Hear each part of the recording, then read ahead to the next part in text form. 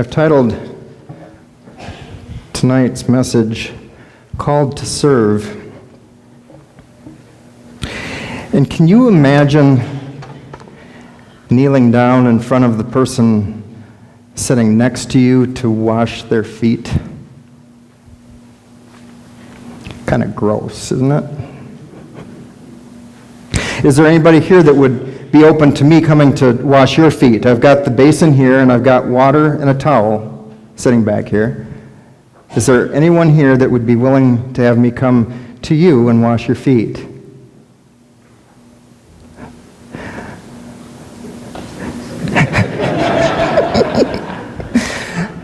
I got a little nervous.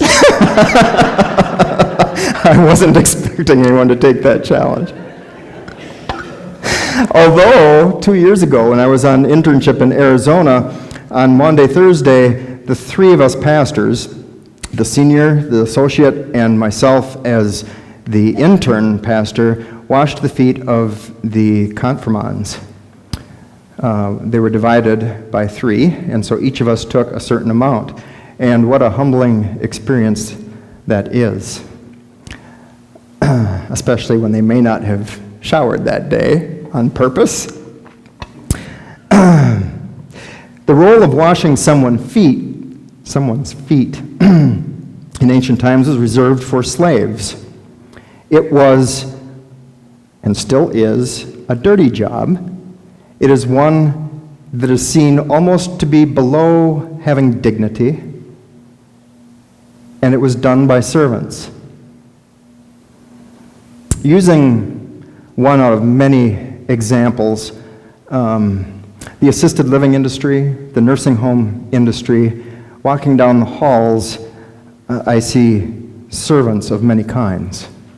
Some who may be a little more compassionate than others, but still there are people who are following a calling to get dirty for others. Thank God for their humility and their compassion as they bathe, dress, feed, and transport those who are unable to do so themselves. Jesus came to us as a servant because we too were unable to save ourselves.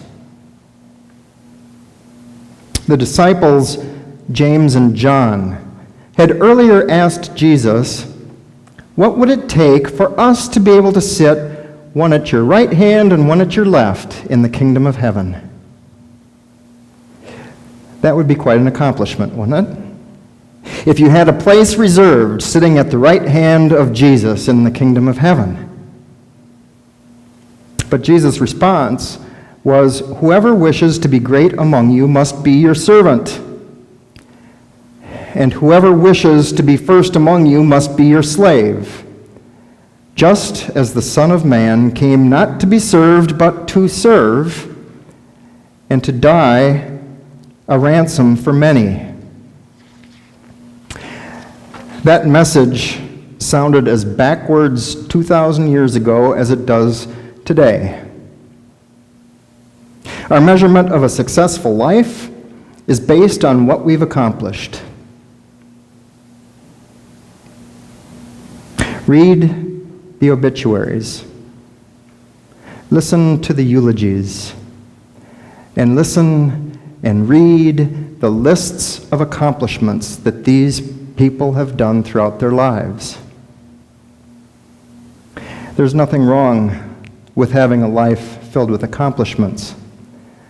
But those accomplishments do not get us one step closer to God in His eyes. Our accomplishments can do nothing when it comes to our salvation. And yet, how often we say, I've lived a good life. I've done well. God will take me. The central theme in that is me. Look what I have done. And we often forget that none of it would be possible if it weren't for God in the first place. And so we attempt to take the credit from Jesus to say that we've lived well. So what does it mean when Jesus refers to the kingdom of God at the end of one of his parables that says the last will be first and the first will be last. Jesus lives against the grain of this world. In an upside-down kingdom where society suggests that we should accomplish as much as possible for ourselves, Jesus instead calls us to serve him by serving others. He submitted himself to God by filling the servant's role throughout his ministry, in healings, in teachings, in his conversations with people, and even to the end in his washing of the feet of the disciples. Love, after all, is not about me. It's about the other. We read in 1 John, "Do not love the world or the things in the world. The love of the Father is not in those who love the world.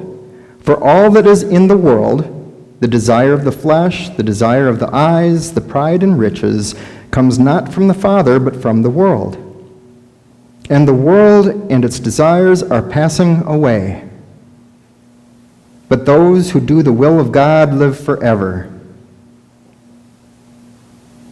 There's a consistent theme in Jesus' life and in his ministry, and that is one of service. Jesus is referred to as the Good Shepherd that leaves the 99 to go find the one that is lost. And we all find ourselves in both categories at different times. There are some times that we are part of the group of 99 where everything's going pretty well. And yet, so often, we are the one who strays and need God's guidance. But we don't go back to him. He comes to us. He leaves the 99 to come to the one. It's not our responsibility nor even our character to look for Christ. He is already present. He is already involved in our lives. We just may not recognize it. It's not up to us to find Jesus. It's up to us to stop rejecting him. Because he continuously comes after us. He continuously comes to us. He loves us. He forgives us. And we don't want to accept it. His love. His forgiveness. He washed their feet and said that this was an example that they should follow. Maybe in today's world we aren't necessarily washing other people's feet, but how else are we serving as the church? Where are we serving in the name of Jesus, showing love and mercy without seeking personal recognition? Did you notice in the gospel text that Jesus washed all of the disciples' feet? Did you catch that that includes Judas? Judas was not excluded from being served by Jesus. Jesus, knowing that Judas was going to get up and betray him minutes later, still knelt at his feet and washed them. Jesus still serves the rebellious disciple. Maundy Thursday is a reminder that the entire mission of Jesus, and therefore God, is to love, to forgive, to proclaim Jesus Christ as Lord, and to faithfully serve. Jesus didn't wait for us to come to him. He came to us, and he calls us as the church. Not a building, not just a faith community, a movement of Christians across the globe. He calls us to do the same. Not to wait for people to come to us as the church, but to go out to them. To take Jesus outward just as he did while he was here. We are called to serve everyone in his name, not just those who we think deserve it, but especially those who probably don't. In the words of Pope Francis, if it's okay to use the Pope's words in a Lutheran church,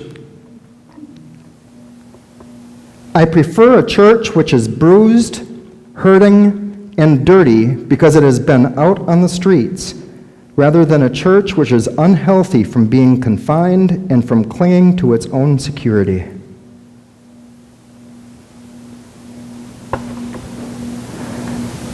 That's a pretty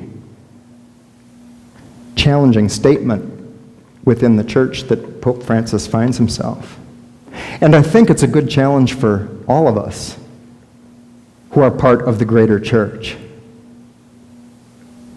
As we share tonight in the body and the blood of Christ, remember that communion is more than just between yourself and God. It's more than just the people within this congregation who are coming up in community with God. But it is a joining of every Christian on earth. You are part of something very big. You are joining in with communion with every other Christian on earth within this community, as we share in the salvation and the blessings and the promises of Jesus Christ. Amen.